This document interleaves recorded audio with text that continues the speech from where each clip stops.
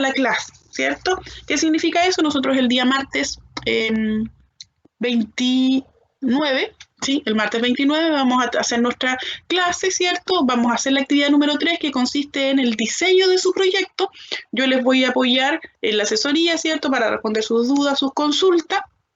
Y ustedes posteriormente a eso, con todas las correcciones que hagamos, ustedes me entregan el práctico y me anexan además un video donde presenten su proyecto, ¿sí? Yo voy a tener que generar una pauta para ese video, ¿sí? Así que van a tener que, yo les hice una pauta para la actividad digamos, de videollamada, así que voy a tener que adecuar la pauta y se las voy a subir durante la semana para que ustedes la puedan, en el fondo, conocer. Por lo tanto, esa actividad de presentación que teníamos inicial, me están escribiendo en el chat, parece, esa actividad de presentación, ¿sí?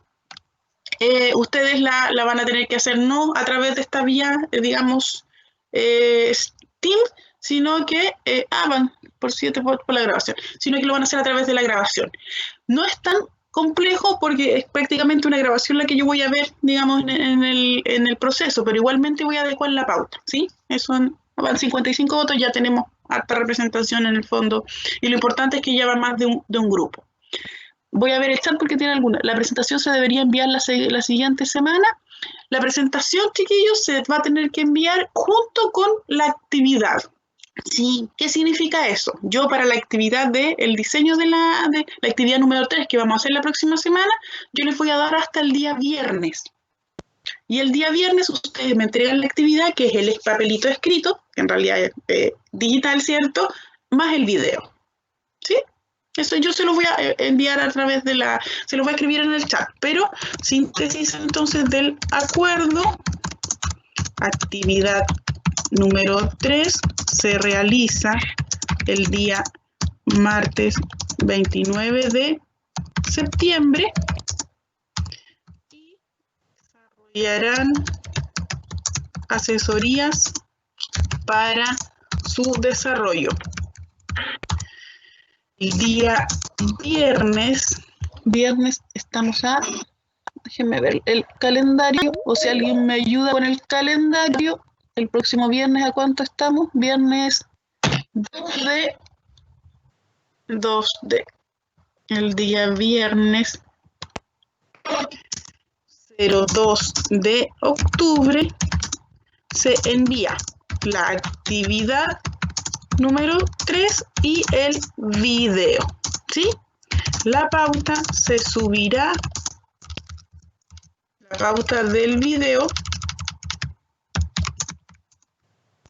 se subirá este viernes, ¿sí? ¿Estamos claros entonces, chiquillos, con esos acuerdos? Entonces, la actividad número 3 que íbamos a hacer hoy día evaluada, no se hace hoy día, se hace la próxima semana, ¿sí?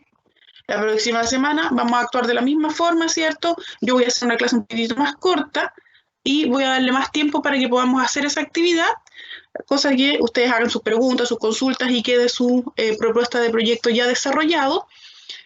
Y el día viernes 2 ustedes me envían la actividad y su video, ¿sí? Y yo este viernes les subo una pauta que voy a tener que crear, ¿cierto? Con la duración del video, que debe contener, un poco para que ustedes sepan cómo va a ser evaluado, ¿sí? Pero en el fondo el video es poner en un audiovisual el trabajo que ustedes hayan hecho de proyecto, que ahora se los voy a mostrar igual cuando terminemos la clase, ¿sí? ¿Estamos claros, chiquillos? Sí, profesora, yo tengo un problema. Lo que pasa es que no tuve Cuénteme. conexión a internet estos días y recién ayer lo tuve y pude tomar los ramos, y el tema es que no participo en ninguna de las otras clases. No ha participado en ninguna de las otras clases, No, pero tomó ramos tarde. Sí, por la retoma, porque la página ya se cayó y no pude tomar los ramos. Mire, lo que podríamos hacer es que mándenme un correo viendo con la situación, y si le puede pedir a alguien que a lo mejor al tener algún respaldo de eso que usted me menciona, y yo voy a consultar cómo se puede evaluar. En todo caso, le falta si con la actividad 3 y el otro 15% de la presentación, y usted tiene casi todo el peso ponderal de este módulo, ¿sí? Le faltaría un 6% solamente. ¿Ya? Así que mándenme un correo y vemos cómo funciona la situación cuando tienen ingresos más tardíos, ¿sí? Ya. Que es algo que ya me habían comentado. ¿Perdón? Me uno a cualquier grupo. Uno es el grupo que la quiera recibir. Ahí usted ve cuál. Ojalá un grupo que no sea tan extenso, de no más de 6 personas. ¿Sí? Ya. Gracias, profe. Ya. Entonces, vamos a iniciar, chiquillos. ¿Estamos claros entonces con los acuerdos, cierto? Estamos ya todo definido y estamos en condiciones ya de empezar la clase. ¿Bien? Mientras comparto la presentación, cuéntenme si tienen alguna duda, ¿bien? Alguna consulta. Con respecto a la segunda etapa de la clase, después de que terminemos el contenido, yo voy a quedar igual a disposición hasta el horario de término de la clase para cualquier duda que puedan tener de manera voluntaria, pese a que la actividad no sea evaluada, ¿ya? Pero tengo que cumplir con mi horario, digamos, igual, ¿ya? Por si ustedes lo requieren. Cuéntenme cuando puedan ver la presentación, chiquillos.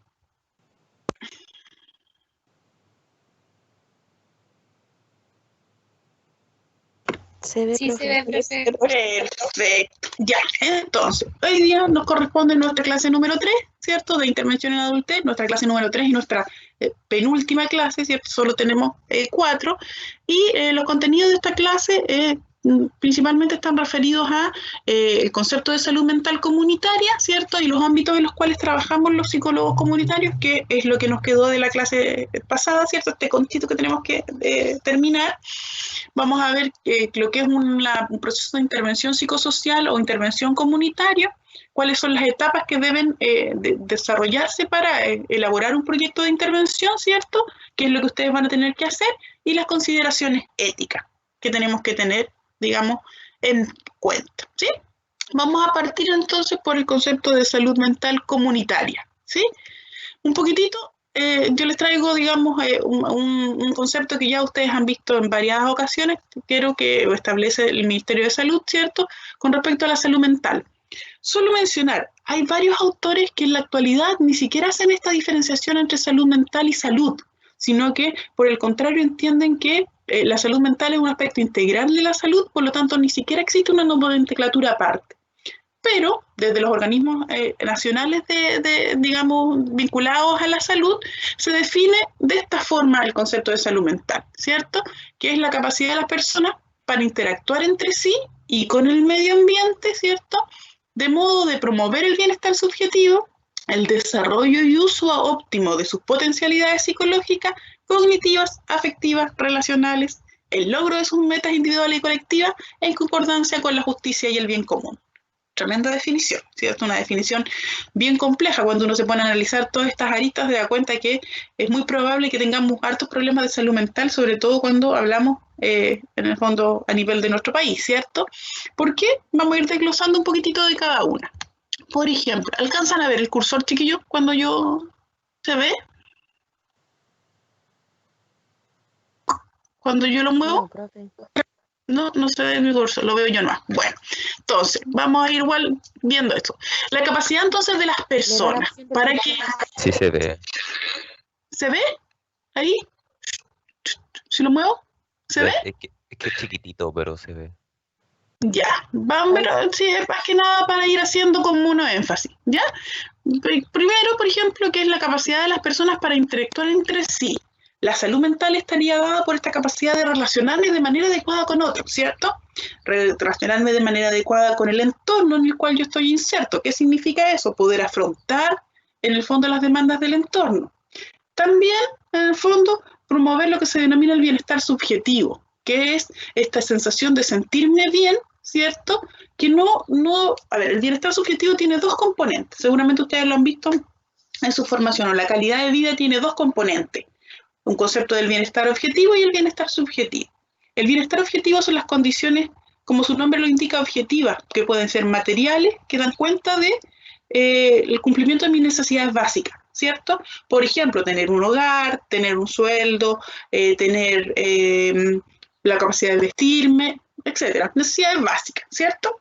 El bienestar subjetivo, por el contrario, es la percepción que yo tengo de bienestar y que no depende necesariamente de condiciones objetivas. Por ejemplo, yo puedo tener un trabajo, puedo tener una casa, puedo tener un nivel económico que me permite sustentar mis necesidades, pero no así sentirme en el fondo bien, ¿sí? Por lo tanto, la salud mental tiene que ver con esto, con el bienestar subjetivo, la percepción que yo tengo de sentirme bien, ¿sí? Pero también la salud mental tiene que ver con la capacidad o la posibilidad que tenemos las personas de poder desarrollarnos, ¿cierto? De desarrollar nuestro potencial, ¿sí? Nuestro potencial a nivel afectivo, nuestras relaciones, ¿cierto? Y cumplir nuestras metas, pero no solo a nivel individual, sino también a nivel colectivo. Por lo tanto, la salud mental, si se fijan, es bien compleja, ¿cierto? Y es difícil en el fondo, de abarcar, y eso explica por qué muchas veces tenemos problemas de salud mental. Pero, ¿qué es importante que tengamos claro? Que cuando hablamos de salud mental, nunca nos referimos solo a un elemento que sea individual o propio del sujeto. Siempre en el concepto de salud mental está el componente de lo comunitario. Ustedes se preguntarán, ¿cómo es la salud mental, que es un elemento tan específico, tan propio del sujeto, ¿cierto? ¿Está en lo comunitario? ¿Dónde está lo comunitario? Está en muchos lugares, ¿sí? Yo aquí les traigo algunos ejemplos. Lo comunitario está en la estructura social. ¿Qué significa eso? ¿Sí? Por ejemplo, nuestros ingresos, ¿cierto? El tipo de acceso a la educación que tenemos, el acceso a la vivienda, ¿cierto? Nuestra capacidad de acceder a la salud, que muchas veces está determinado por lo económico, todos los elementos culturales que guían en el fondo nuestra vida, las normas y todo el contexto en el fondo van a estar influenciando nuestra salud mental, ¿sí? Por lo tanto, nuestra salud mental está influida por un montón de factores estructurales que son lo llamado comunitario, ¿sí? Por lo tanto, ¿dónde yo veo lo comunitario en la salud mental? Por ejemplo, cuando una persona no tiene acceso a la salud y por lo tanto perpetúa un problema de salud mental. Cuando yo veo, por ejemplo, que existen factores culturales que lo que hacen es normalizar ciertos problemas a nivel de salud mental o efectivamente perpetúan muchas cosas. No sé si han visto, hay un eslogan que está muy en boga en este momento, que un poco grafica dónde está lo comunitario, que dice, no era depresión, era capitalismo. No sé si lo han visto, está en Instagram mucho, está mucho en las redes sociales. ¿Lo han visto? Sí, profe, yo Sí, sí, profe. con mi Varias veces. Latinoamérica. Sí, profe. Sí, ¿cierto? Bueno, eso grafica mucho en el sentido, no quiere decir que las personas no tengan depresión necesariamente, sino que la depresión, que es un elemento que puede ser muy personal del sujeto, se explica por determinantes que son desde económicos, culturales y sociales, ¿sí? Ahí está lo comunitario en la salud mental. La salud mental no es un elemento individual, sino que efectivamente da cuenta de un escenario social, político, educacional, ¿cierto?, que explica el por qué se producen estas problemáticas, ¿sí? Por lo tanto, todo esto comunitario, todas estas estructuras que hemos conversado, ¿cierto?, se van a sumar, en el fondo van a tener un peso ponderal que va a impactar la vida de las personas y van a determinar su nivel de salud mental. Por lo tanto, van a poder expresar una enfermedad mental, ¿cierto?, o no. Por lo tanto, estos factores van a poder agudizar el desarrollo de una enfermedad mental, ¿sí? Por lo tanto, es importante que tengamos que lo comunitario está ahí, lo comunitario está en la estructura, está en estos determinantes que pueden, en el fondo, influir a nuestro nivel, digamos, de salud mental, que en este caso sería nuestra percepción de bienestar subjetivo, nuestra capacidad de poder desarrollar nuestras potencialidades y nuestra capacidad, en el fondo, de estar bien a nivel individual y a nivel colectivo, ¿sí? ¿Qué vamos a entender por salud mental comunitaria? ¿Sí? La salud mental comunitaria es un concepto que surge en Chile más o menos en la década de los 60, ¿cierto? Con un psiquiatra que es Marconi, que lo que viene a hacer es un poco desde la antipsiquiatría y desde la idea de la salud mental, en el fondo, en lo colectivo, lo que él en el fondo propone es que los problemas de salud mental no deben ser tratados de manera individual, sino que deben ser tratados desde la comunidad o con el apoyo comunitario, ¿sí? Entonces, ¿qué es lo que es la salud mental comunitaria, ¿cierto? Es el mejoramiento paulatino o progresivo, ¿cierto?, de las condiciones de vida de una comunidad para que mejore la salud mental de dichos actores comunitarios, ¿sí? ¿Por qué? Porque entiende que la salud mental de la comunidad está determinada por aquellas condiciones comunitarias, ¿sí? Condiciones como las que ya les comentaba, estructura social, acceso a la salud, acceso a la educación. Por ejemplo, yo les podría decir, por ejemplo, un sector segregado, ¿cierto? Un sector que, por ejemplo, está fuertemente estigmatizado, un sector que, por ejemplo, tiene problemas porque tiene mucha presencia de microbasurales, tiene altos niveles de delincuencia. Ese sector o esas características condicionantes influyen en la salud mental de la comunidad, por supuesto, ¿cierto? Por lo tanto, la salud mental comunitaria entiende la salud mental está definida por estos criterios, estas condiciones comunales, y lo que trata es de intervenir en esas condiciones para que mejore la salud mental de la comunidad. ¿Sí? ¿Cómo lo hace? ¿De qué manera? ¿Cierto? Establece una serie de estrategias, la salud mental, el concepto de salud mental comunitaria, y lo que hace es generar acciones, ¿sí? O estrategias integradas y planificadas de prevención, de promoción de la salud mental, ¿cierto? Para que se produzca una reintegración, una rehabilitación y una readaptación de la comunidad, ¿cierto? Para que mejore esas condiciones. Por lo tanto, importantísimo, la salud mental comunitaria se sirve de dos estrategias de intervención, la promoción y la prevención, que ya vamos a ver un ratito más adelante, ¿sí? ¿Y con quiénes realiza el trabajo, la estrategia de salud mental comunitaria, ¿cierto? Lo trabaja con todos los actores de la comunidad, ¿sí? Y con una participación muy activa de ellos, ¿sí? Por lo tanto, la salud mental comunitaria no entiende que la salud es solo de los profesionales, sino que la salud mental es una tarea de toda la comunidad, ¿sí? Ahí, nuevamente hablando de eslogan, hay una ficha muy bonito que a mí me gusta mucho que dice: la salud mental no es cosa de locos, es cosa de todos, ¿sí? ¿Qué significa eso? La salud mental no es de quienes padecen alguna problemática, porque finalmente, si todos tenemos estas condicionantes, todos tenemos riesgo potencial de problemas de salud mental, ¿cierto? Por lo tanto, la salud mental es un elemento comunitario en el cual todos debemos participar y no es solo propio de los psicólogos o de los profesionales de la salud mental. Profesora. Sí, dígame. Profesora, ¿está grabando? Estoy grabando según yo. Sí, estoy grabando. Sí, me pilló, está con duda. Sí, estoy grabando. La salud mental entonces es cosa de todos. Hay una estrategia muy bonita que no sé si se las comenté a ustedes, me pierdo porque hago hartas clases de comunitaria en otros lugares, ¿sí?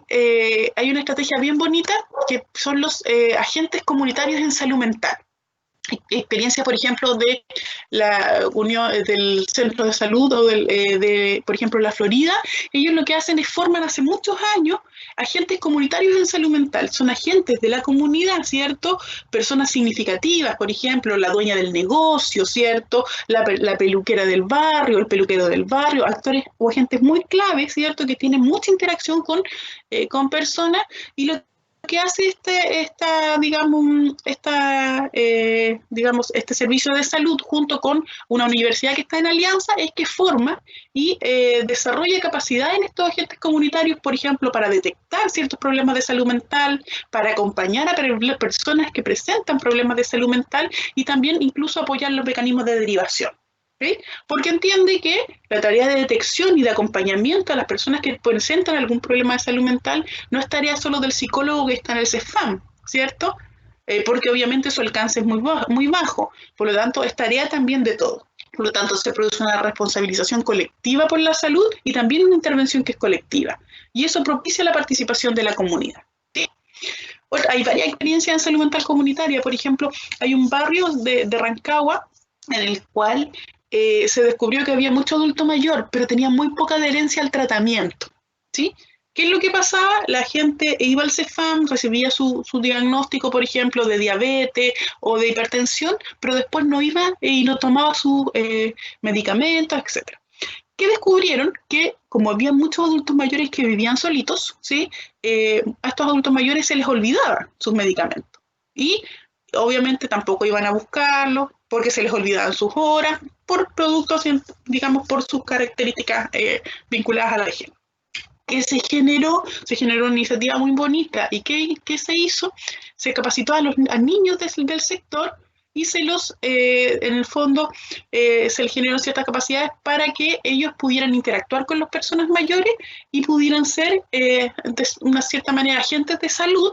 Y los niños empezaron a apadrinar a adultos mayores y, por ejemplo, lo hacían los procesos de recordatorio del medicamento. Le hacían los procesos de recordatorio para que poder acompañarlos a una cita médica. Y en esta interacción, ¿cierto? desde una perspectiva intergeneracional, niños con adultos mayores, los adultos mayores empezaron a ser mucho más adherentes al tratamiento. ¿Qué es lo que ocurrió? Los adultos mayores, a veces, bueno, se les olvidaba tomar el medicamento, pero el hecho de que viniera el niño, lo acompañara, y le hiciera el proceso, digamos, de recordatorio, hizo que él fuera adquiriendo la costumbre y finalmente adhiriera mucho más al tratamiento. Ahí nuevamente un agente clave, ¿cierto? Los niños acompañan el proceso de tratamiento de los adultos mayores, ¿sí? Y ahí hay varios ejemplos en esa línea, ¿sí? Países en Estados Unidos, hay hartas experiencias de salud mental comunitaria en Canadá, en Australia, ¿cierto? Que muestran cómo a través de la comunidad se pueden generar acciones para mejorar la salud mental. ¿Cuál es la diferencia entre la salud mental comunitaria y una visión de la salud mental a nivel individual? ¿Sí? Aquí abajito tenemos la de salud mental individual. ¿Cómo entiende el problema de salud mental en la perspectiva individual? ¿Sí? Lo entiende como una perturbación, ¿cierto? Como un elemento, una perturbación tiene que ver con un elemento privado, ¿cierto? Con una problemática propia del sujeto, ¿cierto? Que es característica del individuo y también de su rango de relaciones inmediatas, ¿sí? Por lo tanto, si habláramos a nivel de ecosistema, ¿cierto? O de modelo ecológico, el problema estaría a nivel del individuo y su microsistema. A lo más uno alcanza a nivel de su familia, sus relaciones inmediatas. ¿Cómo lo entiende la salud mental comunitaria? ¿Sí? La salud mental comunitaria entiende que el problema de salud mental o la perturbación, ¿cierto?, tiene una explicación en lo público, ¿sí? En temas del entorno inmediato del individuo, pero también en el entorno más, en el fondo, indirecto. ¿Qué significa eso? Causas políticas, sociales, o lo que la Organización Mundial de la Salud conoce como los determinantes sociales, ¿sí? ¿Han escuchado hablar del modelo de determinantes sociales de la salud? ¿Lo han visto en alguna otra asignatura?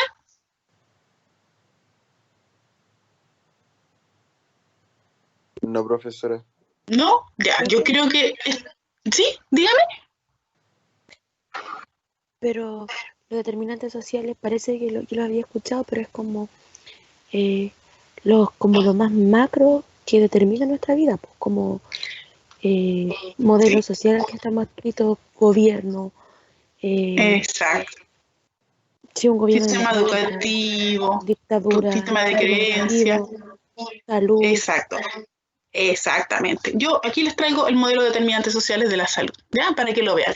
Chicos, nunca se los olvide esto, ¿ya? Eso es el mayor aporte que yo les espero hacer de este módulo. La salud de las personas no está determinada solo por factores de tipo individual, sino que hay una serie de determinantes sociales que, como su nombre lo indica, determinan o explican nuestras condiciones de salud, ¿sí? Aquí hablamos en salud general, donde la salud mental obviamente es un componente, digamos, muy importante, ¿cierto? Se los voy a explicar un poquitito. Estos determinantes de la salud explican las condiciones de salud, pero también explican las inequidades en salud, ¿sí? Por este lado, y aquí está lo que usted nos comentaba, ¿cierto? Hay ciertos determinantes o factores que influyen en nuestra salud, en este caso nuestra salud mental. El contexto socioeconómico y político, ¿cierto? Si vivimos en una dictadura, si vivimos en un sistema democrático, si vivimos en un gobierno neoliberal, si vivimos en un gobierno de otro tipo, ¿cierto? Todo eso va a influir en nuestra salud. Después les voy a dar un ejemplo concreto para que lo tengamos claro. La gobernanza, ¿ya? Es otro de los determinantes sociales de la salud. ¿Qué es lo que es la gobernanza? La capacidad de las personas, en este caso de las comunidades, de nosotros, de generar gobierno, de influir en los gobiernos, ¿sí? Cuando nosotros sentimos que por más que votemos, ¿cierto?, no va a servir de nada porque la cosa va a ser igual, eso influye en nuestro bienestar. ¿Les ha pasado? A mí me pasa, yo siempre converso con la gente antes de las votaciones y luego le pregunto, ¿usted va a votar? Etcétera, etcétera, y la gente me dice, ¿para qué voy a votar si tengo que seguir trabajando? Yo igual, de independiente que salga, yo voy a seguir trabajando igual. Eso habla de un poco sentido de gobernanza, ¿cierto? La poca posibilidad que yo tengo de intervenir en los sistemas de gobierno.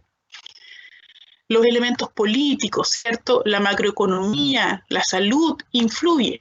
Por ejemplo, en este momento, a nivel de salud, la pandemia influye en nuestro bienestar subjetivo, en nuestra percepción de salud mental.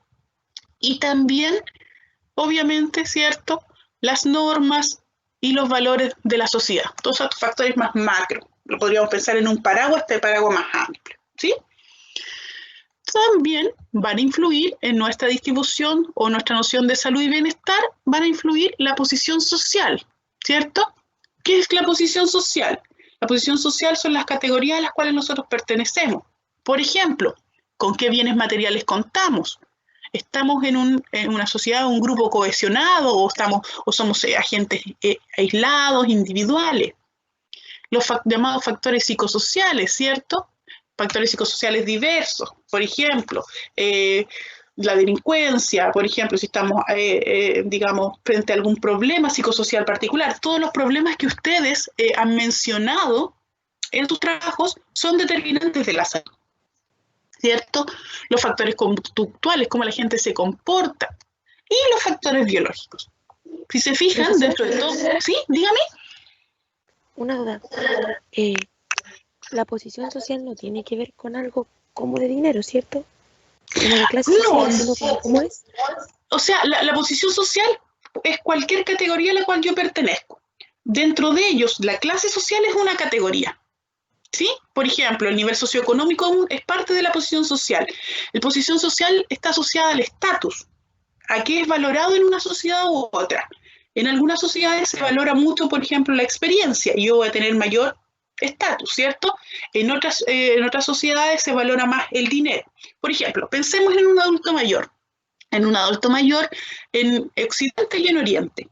En Occidente, como nuestro estatus está muy asociado a los bienes económicos, un adulto mayor que dejó de ser productivo y jubiló probablemente está en una posición social mucho más baja y por lo tanto tiene un estatus más bajo.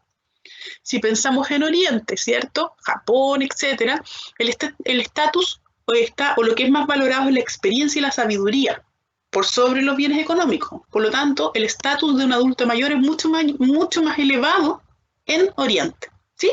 Por lo tanto, la posición social tiene que ver con el estatus. Y el estatus tiene que ver con la posición que yo tengo en una sociedad de acuerdo a los valores que son considerados importantes, ¿sí? Por ejemplo, si hablamos de sexo, por ejemplo, de género, la posición social de una mujer, por ejemplo, aquí en Chile, va a ser distinta, por ejemplo, que en El Salvador, o va a ser distinta que, por ejemplo, en algún país musulmán. Tiene que ver con qué se valora y qué no.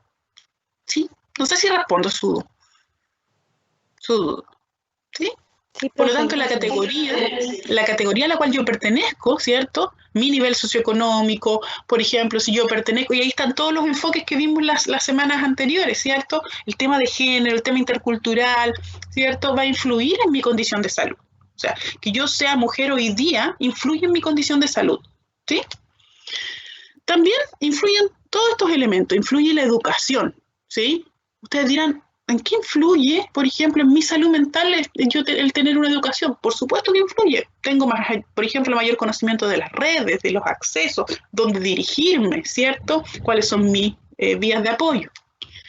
Mi ocupación, ¿cierto? ¿A qué me dedico? También influye en mi salud mental, ¿sí? Hay algunos, por ejemplo, trabajos que son mucho más desgastantes emocionalmente, por lo tanto va a influir en mi bienestar. El nivel de ingresos, ¿sí? Lo económico, lo que yo gano, mi remuneración, influye, ¿cierto?, en mi sensación de salud. El sexo ya lo veíamos, ¿cierto?, y la raza o etnicidad, que también influye en, digamos, nuestra sensación de salud mental, ¿sí? Todo esto, ¿cierto?, ¿ya? Influye también porque nosotros podemos tener acceso más o menos, ¿cierto?, a nuestro sistema de salud.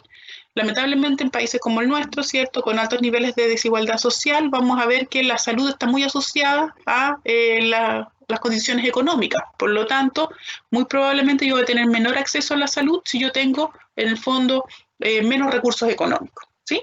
Por lo tanto, este modelito, chiquillos, para que nunca lo olviden, ¿cierto?, nos da cuenta de que los factores vinculados a la salud y la inequidad en salud, ¿cierto?, este es un modelo de la Organización Mundial de la Salud. No está determinado solo por características biológicas. Si se fijan, aquí hay un elemento pequeñito, ¿cierto?, de lo biológico, sino que hay condiciones sociales que van a determinar, ¿cierto?, nuestra condición de salud. Y desde la psicología comunitaria, ¿cierto?, nosotros trabajamos en estos determinantes. ¿Y cómo lo hacemos? A través de las estrategias que ya les comenté, promoción y prevención. ¿sí? En específico, promoción. Les voy a contar un poquito de promoción y prevención, ¿sí? ¿Qué es lo que hace la promoción? Se centra en los determinantes de la salud, ¿cierto? ¿Qué significa eso? Se centra en mejorar estos factores para que la condición de salud sea más equitativa y, por lo tanto, haya mayor sensación de salud. Por ejemplo, trabaja en mejorar la sensación de gobernanza, mejora o fortalece los lazos sociales, ¿cierto? Trabaja en fortalecer las condiciones psicosociales, etcétera, etcétera, ¿cierto? La promoción entonces se centra en estos determinantes de salud y la prevención se va a preocupar de las causas de la enfermedad. Ustedes dirán, pero es lo mismo. No. La promoción tiene un enfoque positivo. ¿Qué significa eso? Se centra en fortalecer aquellos elementos que determinan nuestra salud. Si, por ejemplo, mi salud está determinada por el hecho de ser mujer, yo voy a trabajar en promoción, por ejemplo, de la igualdad de género, ¿sí? Por lo tanto, en los determinantes de salud se centra la promoción y en las causas de la enfermedad se va a centrar la prevención. Por lo tanto, un enfoque más bien negativo, ¿sí? ¿Se acuerdan cuando yo hace algunas clases les dije que el enfoque comunitario se caracterizaba por una complementariedad entre una visión negativa y una positiva? ¿Sí? La promoción está dada por lo positivo, ¿sí? Aquello que favorece la salud. Y la prevención está centrada en un enfoque negativo. ¿Qué significa eso? Negativo no en el sentido de malo, negativo en el sentido de que se centra en la enfermedad, en la patología, en la problemática, ¿sí? ¿Se acuerdan cuando yo les decía, si yo voy a trabajar? ¿Perdón? No lo escuché. Si usted habla de negativo, ¿Sí? tenemos que buscar lo positivo para poder darle una solución a ese problema. Exactamente, y por eso esta complementariedad. Perfecto, por eso complementamos, ¿cierto? Por ejemplo, lo que yo les decía, si voy a trabajar la problemática, ¿cierto? Violencia en el pololeo, yo voy a poder prevenir y, por ejemplo, yo voy a poder trabajar con las personas en detección precoz de la violencia en el pololeo, que es la causa del problema, ¿cierto? Si yo detecto antes, el problema no va a ser tan agudo. Si yo trabajara la promoción, yo trabajo desde el enfoque positivo. ¿Qué significa eso? Yo voy a promocionar el buen trato en la pareja, ¿sí? ¿Se fijan? Es la misma problemática, pero las dos estrategias son distintas. En uno yo promuevo lo positivo, en este caso el buen trato, y en lo segundo yo prevengo lo negativo, que en este caso es la causa del problema, ¿sí? Cuando hablamos de prevención, tenemos distintos tipos de prevención. Tenemos la prevención universal, que es la población, un tipo de intervención que yo realizo a nivel comunitario, pero es para todos por igual, ¿sí? Por ejemplo, yo les pongo el ejemplo de la campaña Elige Vivir Sano, ¿sí? Llega a todos. ¿Por qué? Porque efectivamente todos tenemos que comer sano para tener una mejor calidad de vida. ¿Por qué es prevención?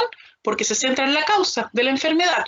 Por ejemplo, la causa de la hipertensión, la causa de la diabetes, la causa de la obesidad, que es comer mal, ¿cierto? Comer poco sano. Entonces, es universal porque les llega a todos. Un segundo tipo de prevención es la llamada prevención indicada, ¿sí? ¿Qué consiste la prevención indicada, cierto? Es un tipo de estrategia de intervención que va dirigida a un grupo específico, ¿cierto? De la población que tiene un problema o en el cual es más probable que un problema se dé. Por ejemplo, si yo trabajara aquí está el ejemplo, si yo trabajo en la problemática de drogas, yo podría creer que es más probable que en población penal ese problema fuera más frecuente, ¿sí? Por otro lado, tenemos la prevención selectiva, ¿sí? Donde la población, en el fondo que yo escojo para trabajar, mi población objetivo, ¿cierto? Es aquella que tiene objetivamente mayor riesgo que de otras poblaciones, ¿sí? De tener una condición o una patología particular. Por ejemplo, yo diría, en el caso de los niños en situación de calle, ¿sí? Es más probable o hay más riesgo de consumo, ¿sí? Por lo tanto, vamos a ver que en la indicada tenemos subgrupos que tienen problemas asociados y en la selectiva son aquellos que tienen mayores riesgos, ¿sí? Yo aquí les traigo una breve, un paneo, digamos, de diferencia para que veamos la diferencia entre cada uno. En el caso de la prevención, ¿cuál es su objetivo? Reducir los problemas de salud mental. O sea, se centra en el problema, quiero reducir. En el caso de la promoción, lo que yo busco es aumentar el bienestar, ¿sí? ¿Cómo lo hago para la prevención? Yo elimino o trato de reducir los factores de riesgo. En cambio, en la promoción, yo lo que hago es fortalecer los factores protectores, ¿sí? Si se fijan, ahí está el tema. O sea, en uno elimino el riesgo, en el otro me centro en los factores protectores. En la prevención puede ser desde el general a específica, como vimos. Puede ser desde general, selectiva o indicada. Y la promoción también puede ser, en el fondo, a distintos grupos, solo que no se centra en aquellos grupos que están expuestos a riesgo porque no se centra en el problema, ¿cierto? El momento en el que se realiza la prevención es antes de la aparición de los síntomas, ¿sí? O cuando ya los síntomas aparecen, ojalá evitar, ¿cierto?, que nuevos problemas se presenten. En la promoción se puede desarrollar en cualquier momento, ¿sí? El modelo preventivo es principalmente epidemiológico clínico y la promoción es principalmente ecológica porque se centra en todos estos determinantes de la salud que vimos anteriormente, ¿sí? Por lo tanto, esto es muy importante porque lo estamos viendo, porque cuando ustedes tengan que diseñar su estrategia de intervención, su proyecto de intervención, ustedes van a tener que escoger si van a hacer prevención o van a hacer promoción. ¿De qué va a depender? De si se van a centrar en los factores de riesgo o en los factores protectores, ¿sí? ¿Dudas, chiquillos? Hasta el momento. No, profe. Perfecto. Entonces, ¿de qué hablamos cuando hablamos de salud mental?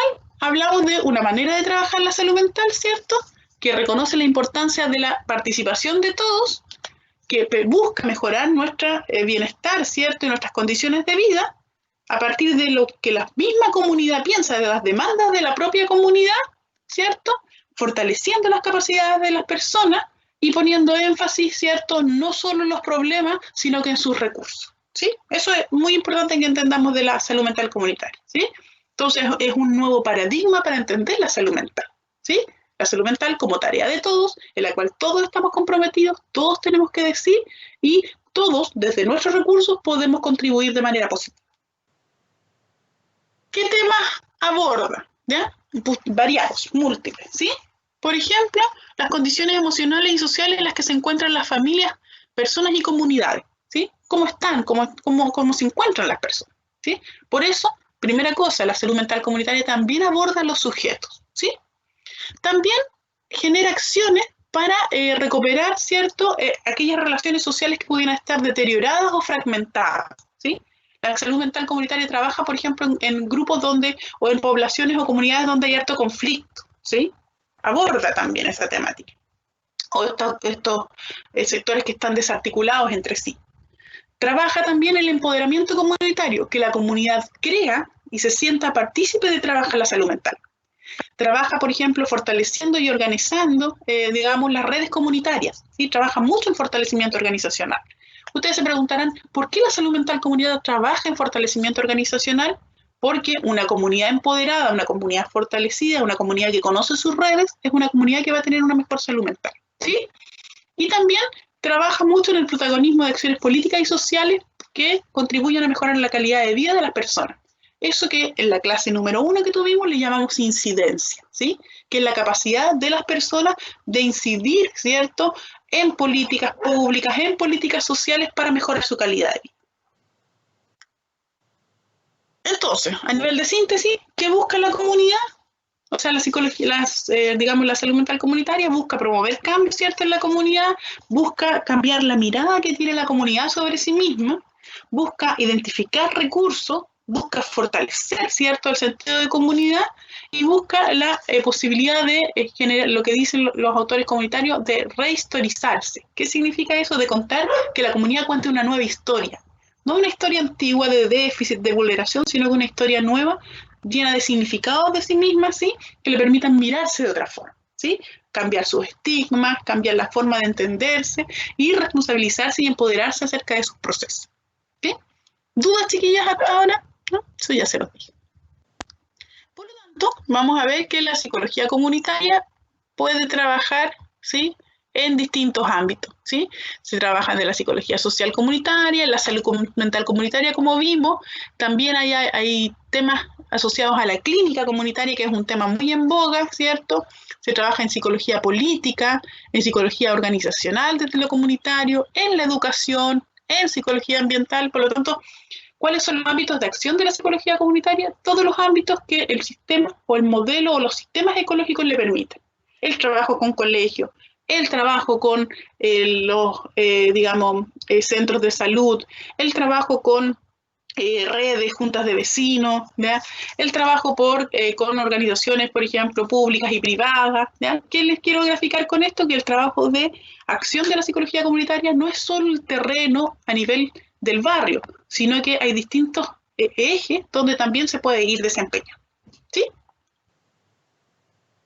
Bueno, como yo les comentaba hace algunas semanas, la herramienta que nosotros los psicólogos comunitarios tenemos para hacer procesos de cambio social es la intervención psicosocial o la llamada intervención comunitaria. ¿Qué es lo que es la intervención comunitaria, cierto? Es un proceso intencional de cambio, ¿cierto? Un proceso planificado en el cual yo busco generar un proceso de cambio. Para la psicología comunitaria, la psicología comunitaria entiende que el status quo, las cosas como están funcionando en la actualidad, no son en el fondo ni justas, ni adecuadas, ni pertinentes, por lo tanto busca el cambio social, ¿sí? Entonces, ¿qué es lo que es la intervención psicosocial o comunitaria? Es un proceso de cambio, ¿cierto? Intencional, planificado, que se sirve de estrategias participativas, ¿cierto? Para generar recursos en las comunidades, para generar autonomía en las comunidades y que se modifiquen, ¿cierto? Con apoyo de los profesionales, todas aquellas condiciones que puedan generar vulneración, marginación o exclusión en ellas, ¿sí? Por lo tanto, la intervención psicosocial es un tercero, en este caso el profesional, que apoya, cataliza, facilita o acompaña un proceso de transformación de la propia comunidad, ¿sí? De una problemática que ésta enfrenta, ¿sí? ¿Cuáles son sus etapas o cuáles son las etapas genéricas de un proceso de intervención comunitaria? Aquí Mori a mí me gusta bastante porque define estas etapas, ¿sí? La primera etapa es el diagnóstico, ¿sí? ¿Qué significa esto? ¿Ya? El diagnóstico es como una especie de fotografía dinámica, ¿cierto? En la cual, en este caso el interventor, de manera participativa, ¿cierto? Recoge o produce una serie de información que le permite describir cuáles son las principales problemáticas que enfrenta una comunidad, sus causas y sus consecuencias, ¿sí? Eso es un diagnóstico. El diagnóstico es el proceso, en el fondo sistemático, organizado de recopilación de información, ¿cierto?, para poder caracterizar el problema que enfrenta una comunidad, sus causas y sus consecuencias. Yo puedo generar un diagnóstico a través de dos fuentes de información. Fuentes primarias, ¿cierto?, que es la recogida directa de la información con la comunidad a través de entrevistas, a través de grupos de discusión, a través de focus group, ¿cierto?, a través de por ejemplo, observación de la comunidad, o puedo también recoger información de tipo secundario. ¿Qué significa eso? Yo puedo acceder a documentación, ¿cierto?, que tenga información de la comunidad y que pueda estar disponible por algunas instituciones. Por ejemplo, datos censales, por ejemplo, datos de la encuesta CACEN, datos, por ejemplo, que pueda tener el servicio de salud, ¿sí? Datos, por ejemplo, del número de denuncias que pueda tener Carabineros, entre otras, ¿sí? Datos, por ejemplo, de consumo de sustancias que pueda tener Senda, y así, o datos, por ejemplo, asociados a vulneración infantil de la Defensoría de la Niñez, ¿sí? Esos son los datos secundarios.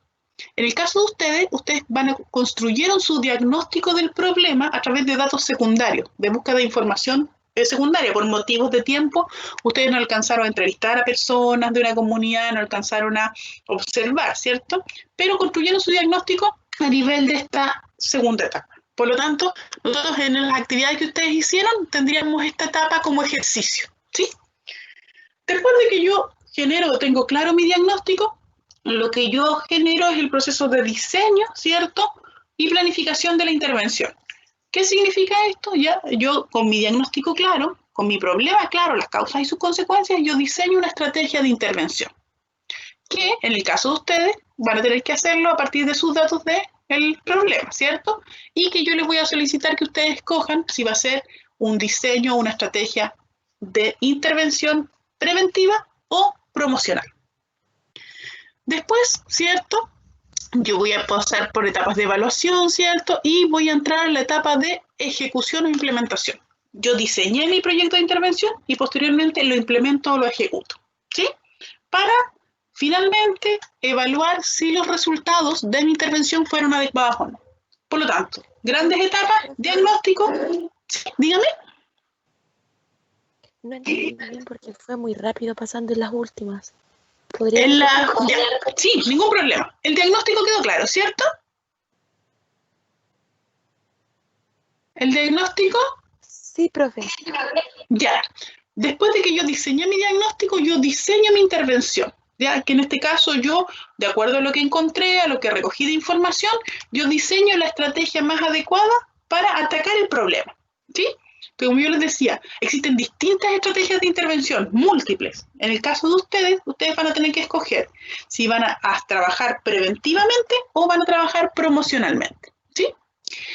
¿Qué es lo que dice Mori? Dice que también cuando yo estoy diseñando mi evaluación, o sea, diseñando mi intervención o mi proyecto de intervención, yo también genero procesos de evaluación.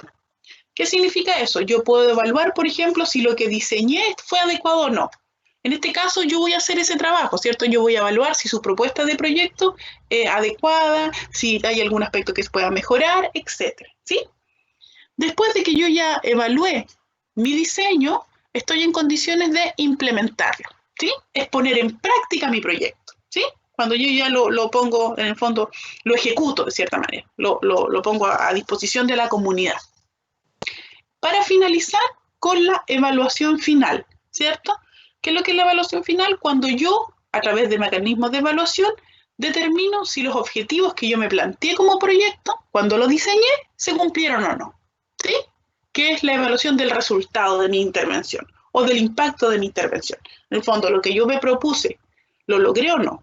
Si, por ejemplo, mi propuesta de intervención es disminuir los niveles de violencia, o disminuir, por ejemplo, los índices de violencia en el pololeo en estudiantes de ciertos liceos, yo en mi evaluación tendré que evaluar si se cumplió o no.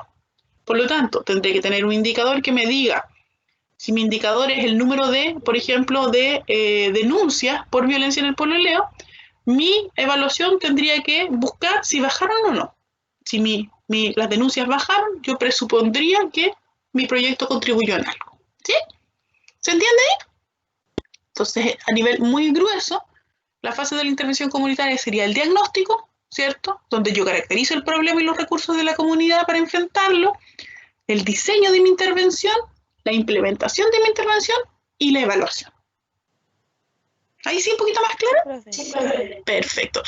No lo dice Mori, pero igual se los voy a comentar. Hay otros autores que dicen que hay una última fase que es la llamada fase de diseminación comunitaria, ¿sí?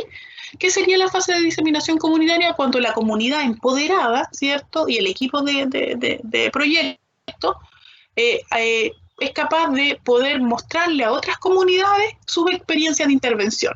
No sé si han escuchado hablar de los proyectos cuando hablan de la estrategia o las buenas prácticas en algo, ¿sí? Por ejemplo, vamos a presentar esta buena práctica en intervención X, ¿sí? Eso sería el proceso de diseminación. Cuando una vez terminada la intervención, el propio equipo, en conjunto con la comunidad, da cuenta, ¿cierto?, a otras comunidades, a otros profesionales, cuál ha sido su experiencia de intervención, con lo bueno, con lo malo y con los aprendizajes. Por ejemplo, a mí me tocó una vez ir a un congreso de psicología comunitaria, donde eran los mismos miembros de la comunidad los que exponían cuál había sido su experiencia de intervención y ellos analizaban qué habían hecho mal, qué habían hecho bien y cómo mejorarían eso. Eso lo escucharon otras comunidades y aprendieron su experiencia. A eso se le denomina diseminación comunitaria, que es una etapa, distinta y que es muy importante en psicología comunitaria porque es la capacidad que tiene la comunidad de leer su experiencia y de también contarle a otros cuál ha sido esa experiencia, ¿sí? ¿Cómo entonces yo inicio mi proyecto de intervención? Como yo les comentaba, lo inicio con el diagnóstico, ¿sí? El diagnóstico, yo muy brevemente solo se los traje para que lo vean, ¿cierto? Pero es algo que ustedes ya hicieron anteriormente. El primer paso es detectar el problema. Ustedes ya analizaron cuál era el problema, ¿cierto? Su naturaleza, su magnitud, su gravedad, ¿sí? Cuando yo trabajo en problemas específicos de la comunidad, también tengo que saber en qué época se originó el problema, a quiénes afecta, ¿cierto? Sus causas y sus consecuencias, qué se hizo, qué no se hizo en relación al problema, cómo fue evolucionando el problema, ¿sí? Eso es lo que yo hago lo que uno realiza cuando trabaja en una comunidad. En el caso de ustedes, ya tienen esta detección del problema a través de información secundaria.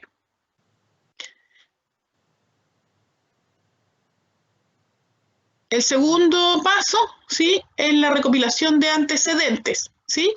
¿Qué significa esto? ¿Cierto? Yo ahí, en la segunda etapa, yo analizo cuál es la comunidad objetivo, ¿sí? Y cuál es el contexto en el cual, esto solo para que lo miren, pero cuando yo trabajo en el fondo en el diseño de un diagnóstico, yo tengo que describir la comunidad con la que estoy yo trabajando. Como ustedes van a trabajar a nivel más general, se dificulta un poco llegar a esto, pero aquí ustedes analizan cuál es la comunidad con la que trabajan, ¿cierto? Cuáles son las características, el nivel socioeconómico, cuáles en el fondo, qué servicios cuentan, cuál es el contexto donde se ubica, todo esto para poder contextualizar la comunidad de acuerdo a los determinantes sociales que hablamos anteriormente.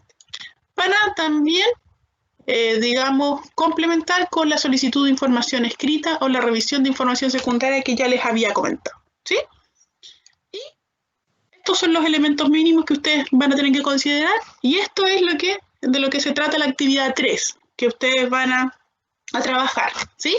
¿Qué les pido yo? Que frente al problema social que ustedes, en el fondo, identificaron, ¿cierto?